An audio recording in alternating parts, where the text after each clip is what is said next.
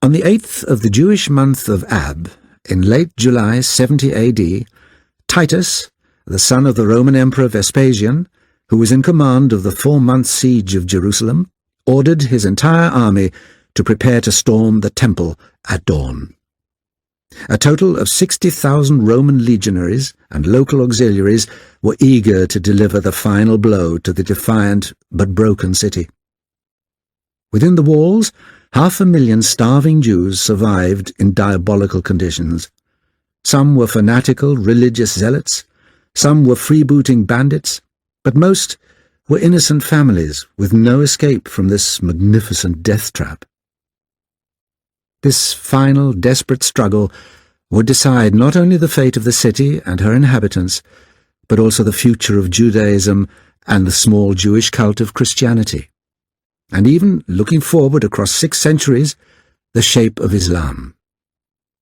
The Romans had built ramps up against the walls of the temple, but their assaults had failed. Titus told his generals that his efforts to preserve this foreign temple were costing him too many soldiers, and he ordered the temple gates set alight. The silver of the gates melted and spread the fire to the wooden doorways, windows, and fittings within, thence to wood piled in the passageways of the temple itself. Titus ordered the fire to be quenched. The Romans, he declared, should not avenge themselves on inanimate objects instead of men. Then he retired for the night into his headquarters in the half-ruined Tower of Antonia, overlooking the resplendent temple complex. Around the city walls there were gruesome scenes that must have resembled hell on earth. In the preceding months, Titus had ordered all prisoners or defectors to be crucified. 500 Jews were crucified each day. The Mount of Olives and the craggy hills around the city were so crowded with crucifixes that there was scarcely room for any more, nor trees to make them. Thousands of bodies putrefied in the sun, and the stench was unbearable. Dogs and jackals feasted in packs. Many Jerusalemites, as they escaped, swallowed their coins to conceal their treasure. They emerged, swelled like men with dropsy, but if they ate, they burst asunder. As their bellies exploded, the soldiers discovered their reeking intestinal treasure troves, so they started eviscerating all prisoners while they were still alive.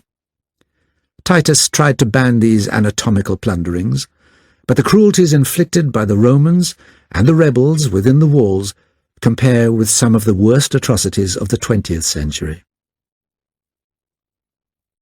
The war had begun when the ineptitude and greed of the Roman governors had driven even the Judean aristocracy, Rome's own Jewish allies, to make common cause with a popular revolt. The rebels had exploited the collapse of the regime following the suicide of the crazed Emperor Nero to expel the Romans and re-establish an independent Jewish state based around the temple.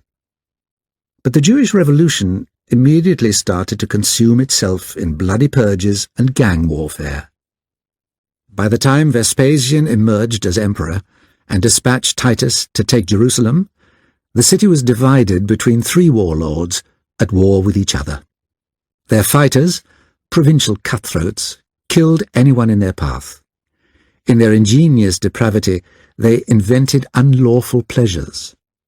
Jerusalem, given over to intolerable uncleanness, became a brothel and torture chamber, and yet remained a shrine.